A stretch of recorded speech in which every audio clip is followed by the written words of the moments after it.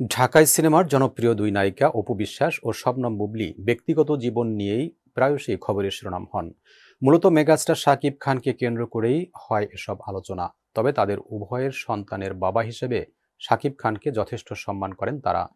শাকিবের বিভিন্ন সংকটে তাদের সরব উপস্থিতি দেখা যায়। এবার বরবাদ সিনেমার জটিলতায় বুবলী সরব হলেও নিশ্চুপ অপু।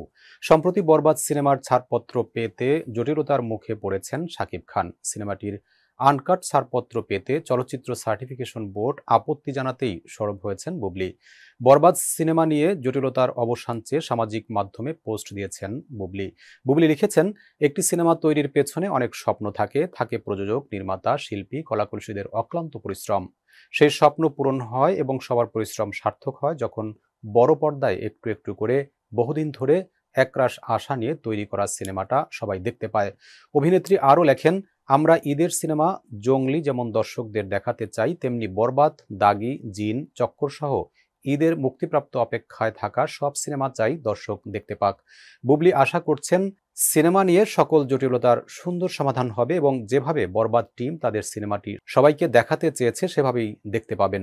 সার্টিফিকেশন বোর্ডে বরবাদের অনুমোদন জটিলতায় বুবলী ছাড়াও শাকিবের পাশে দাঁড়িয়েছেন নায়ক সিয়াম আহমেদ, ইমরান মাহমুদুল সহ আরও অনেকে।